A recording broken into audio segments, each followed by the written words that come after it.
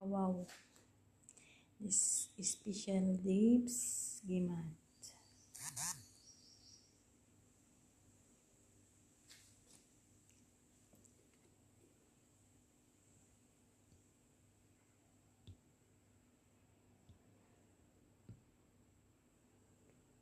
Masya Allah, sarap na sarap. 1, 2, 3, come on!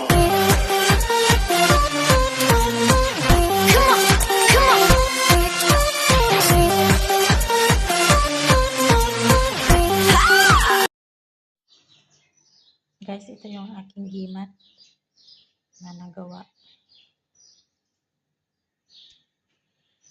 Babad muna natin. Maya natin lutuin. Hi guys, ito na yung ating gimat. Napaka ano niya guys, umano siya, tumubo siya. Ang ganda ng pagkatubo ng gimat natin.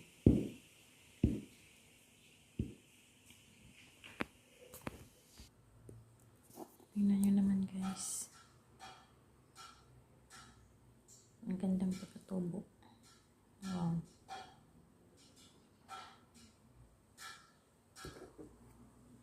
Nice yung ano niya.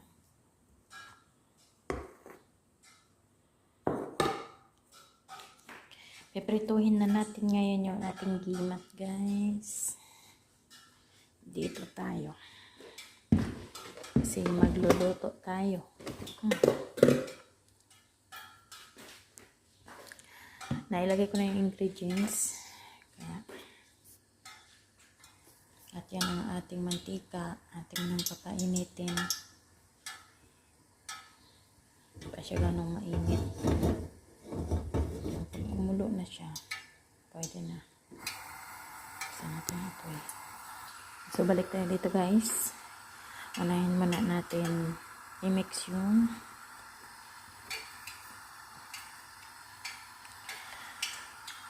yes. Tapos isunod natin yung asin, asukal, at saka tubig. Tapos i-mix natin siya. Pag na-mix natin, ilagay natin yung yogurt. Tapos i-mix ulit. Last, yung all-purpose flour at saka konting yung cornstarch para ano siya, maganda yung resulta.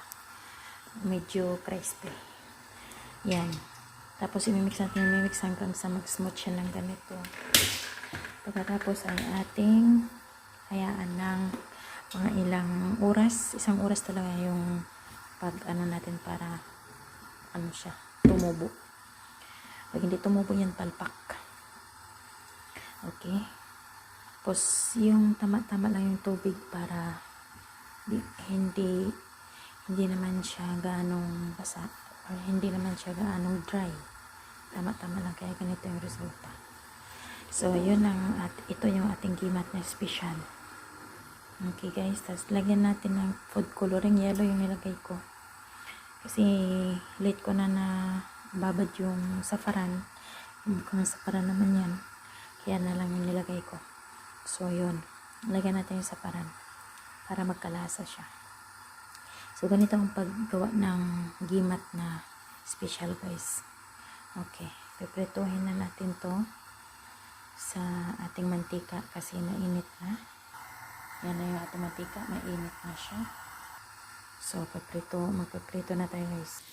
Yan na yung ating corn guys. So ganito lang natin. Medyo malalaki yung pagkalagay ko para maging brown.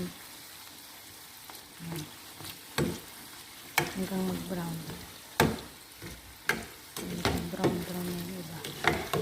Wala kasi medyo malaki na lutuan. Maganda siya guys. Maganda yung resulta. Palambutin lang natin na hanggang mag-brown.